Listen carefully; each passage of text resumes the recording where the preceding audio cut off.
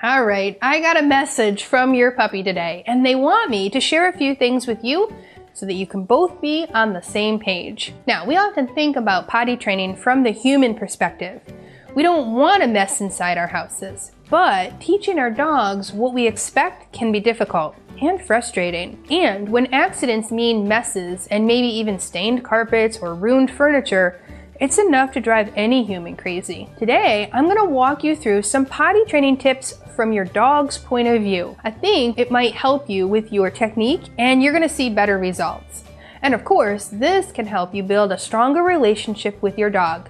That's a win-win situation. Michelle here with How to Train a Dream Dog.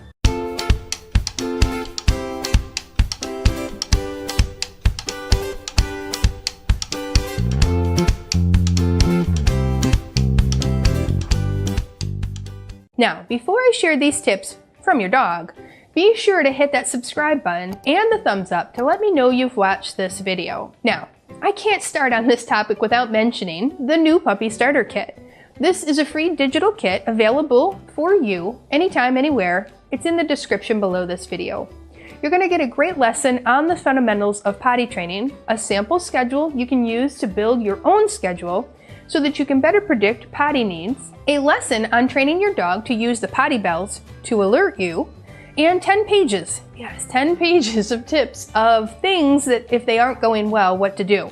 Plus additional training videos, 2 of those, to help any brand new puppy owner. And between the kit and this video, you will be totally set and be able to work through any potty training with your puppy. Now, before we jump right into the potty training tips, first, let's understand doggy psychology for just a moment and emotions on this subject.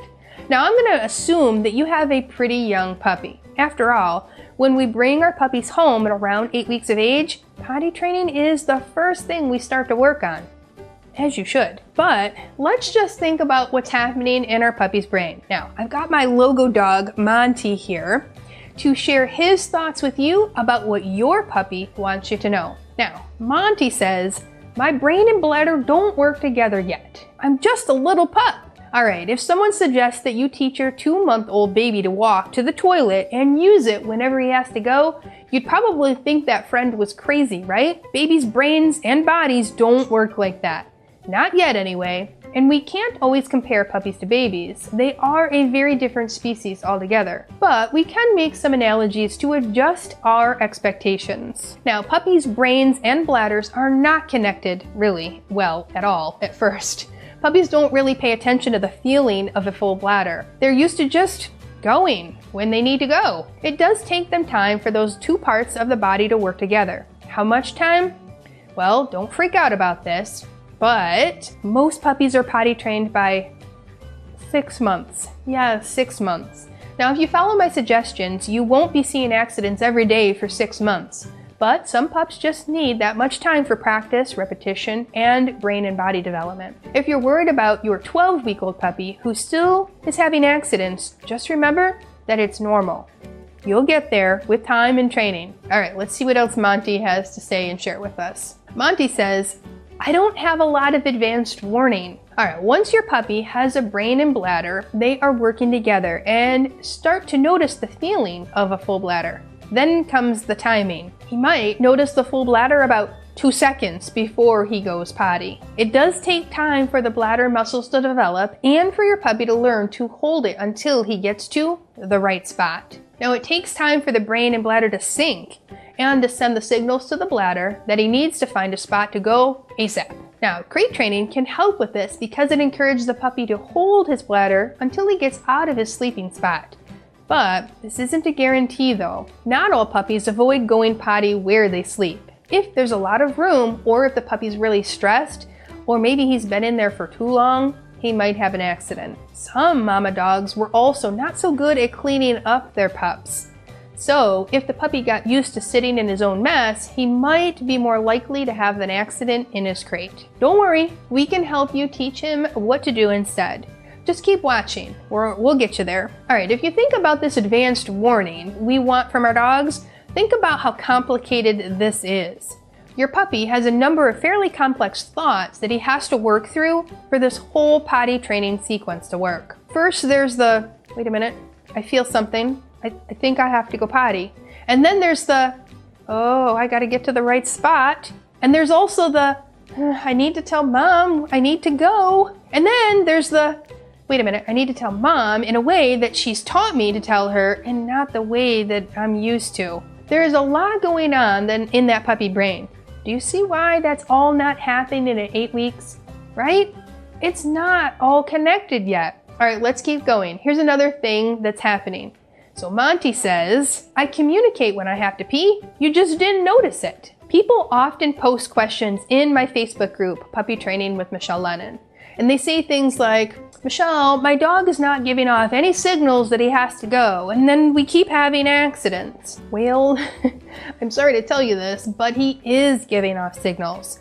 Those signals your puppy is giving off are often very subtle and not very noticeable to the human brain, because it's not how we give off signals. Common signals that your dog is giving are sniffing and circling, being rambunctious, sniffing in a straight line, or even jumping or barking to get your attention. I have a student enrolled in my course who says that her dog will jump straight up whenever he has to poo. Now they figured out his signals and can now get him out when he needs to go. He was talking to them all along. They just didn't know his language. Figuring out your dog's language can be rewarding and really further your relationship. Now, in my online course, 30 Days to Puppy Perfection, I have some awesome lessons on how to read canine body language. My students are always telling us that it's actually one of their favorite parts of the course. Now, if you have a very young and small puppy like a Yorkie or a Chihuahua, it can be hard to determine if they've actually peed. You'll get better at noticing the signals if you watch your puppy carefully. Look for a fixed gaze and a slight squat or more rigid stance and a raised tail, and he will probably stand very still, and then you'll have a sudden burst of energy. You can also feel the tummy or put a tissue down to check for wetness. Did you catch what I said there about that fixed gaze? So when a dog is going potty, he stares straight at you. It's not in defiance, it's instincts. He's kind of saying, can you please watch out for me while I'm in this vulnerable position? That humanized it a little bit there, but you get the idea. Sometimes people think that a dog who has had an accident in the house, right in front of them, is giving off that, I'm gonna pee right here out of spite. But dogs don't really think like that. They don't feel spite. That behavior serves a function, and in this situation, he's acting on instinct. You stand guard, Mom. I gotta go take care of business for a second. All right. Ready for more doggy thoughts on potty training? Here's another good one. Monty says, if you don't know what I should do to alert you, I don't know either. All right, you heard me say already that your dog does give off signals that he has to go. It's just hard for the humans to notice them because it's not how we communicate with each other. But there's a way you can meet in the middle. Now, if you teach your dog a different way to alert you, this will be better for both of you. My favorite method is the bell training method. Now, you can hang a set of bells by the door or use a courtesy desk bell and train your dog to ring them when he needs to go out for a potty break. This is a more noticeable signal for the human, and it's really all the same to the dog. He'll just do it because you taught him to and because there's value in it for him. At first, the value was a treat when he went potty outside, and it soon just became a habit. Like I said earlier, the complete lesson on how to train your dog on the potty bells can be found in the new puppy starter kit. That link is below this video. Now, I want to caution you not to proceed too fast through the bell training lessons. I outline it in steps, and sometimes you'll spend a week on one step, and other times you might want to spend 3 weeks. It really depends on your dog and how well he's picking up on the training. So pay attention to his signals and advance at his pace, not yours. And if you're wondering how to teach your dog to use the bells, if he doesn't have access to the potty door, don't worry, I've got you covered on that too. Ringing the bells when you take him out builds the association. It's pre-training before you expect him to use the behavior. Training really works like that. So when he does finally get access to the door, he'll be ready to move to that next step of that bell training. Remember what I said about most dogs being potty trained by 6 months old? Yep, you'll be watching that signal and that schedule for quite a while. So don't expect the bells to do all the work for you. All right, let's see what's next from Monty. Monty says, I get distracted easily. Even if we have a puppy bladder and brain that are communicating, and the puppy knows what we want him to do, Distractions overrule that communication. Have you ever seen a toddler at a birthday party? They are having so much fun, they often will not self-police to take a potty break. They have to be reminded, coaxed, and convinced. Your puppy is very curious and exploring all the new things in his life. He's very busy checking out these things. He's probably not paying attention to those boring signals telling him that he has to stop the fun and take a potty break. Now, your job as the human is to pay attention to the timing and the activities and help him remember to take that break. This is often why we see accidents when we open up new rooms to our dogs.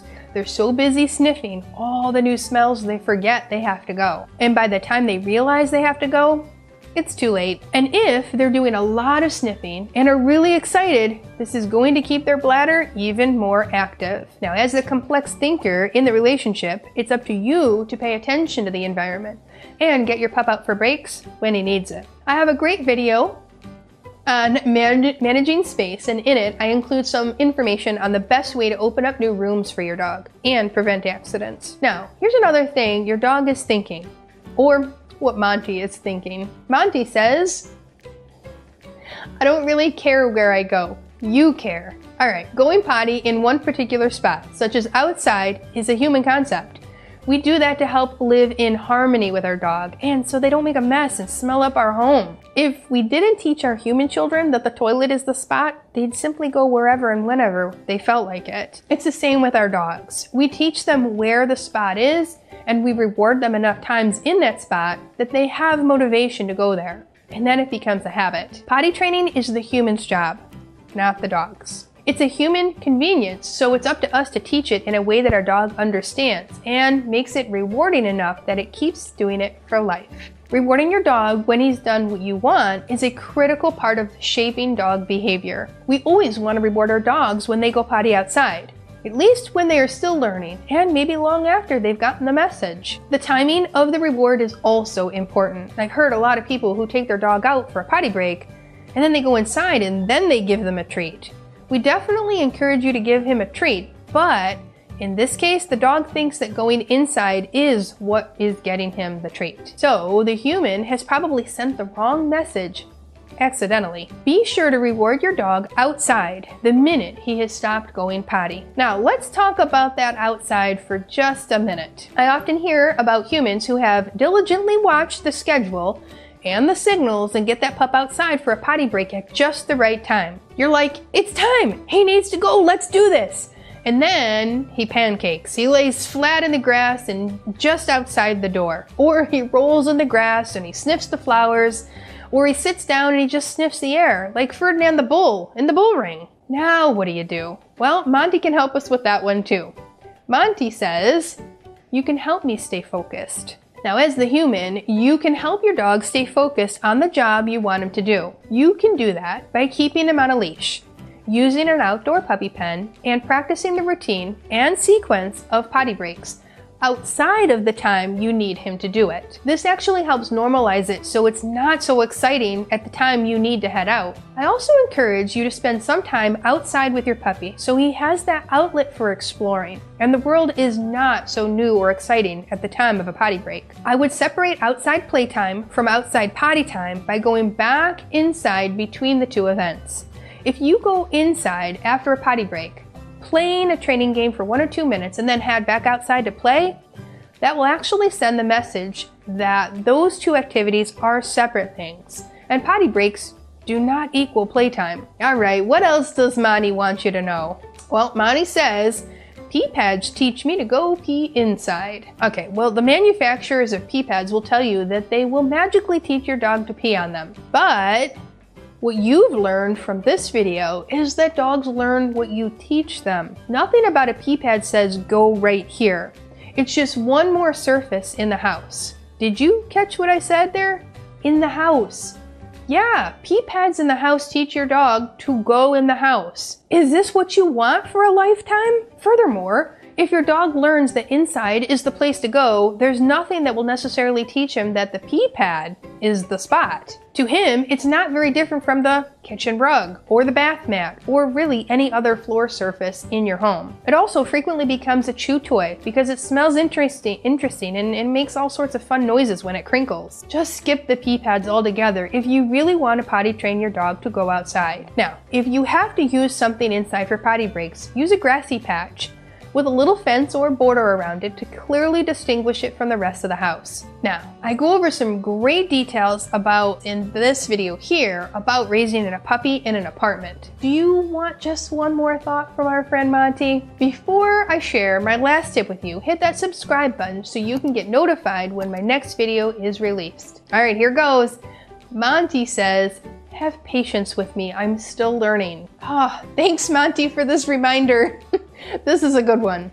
Dogs are not born stubborn. Their behavior serves a function. If a dog is not learning what you're trying to teach, it's up to you to adjust your methods to help the process work better. Potty training involves 4 key elements. Reward when the dog goes in the right spot.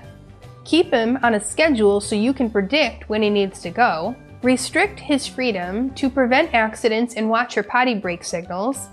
And clean up with the right product and try and eliminate that smell. Now, if you're having accidents when you think you've done all the right things, check those 4 fundamentals and see which one, or more than one, needs to be tightened up. Remind yourself that no one is perfect, not human nor canine. Accidents do happen. There may be a medical issue. You might have missed an extra long water break, or maybe the schedule got away from you, or maybe the pup just forgot what was expected of him. These accidents are normal throughout the first year, or even later in life, especially when something big changes in life or the environment. An accident does not mean that all potty training has failed you, or that you have to start over from scratch. It means you do have to recommit to the potty training fundamentals and reteach your dog what to expect. And if you do this with love and patience, like a parent, you'll get right on track and you'll have a potty trained dog and a great relationship. All right, in the comments below, tell me which one of Monty's thoughts was most helpful to you.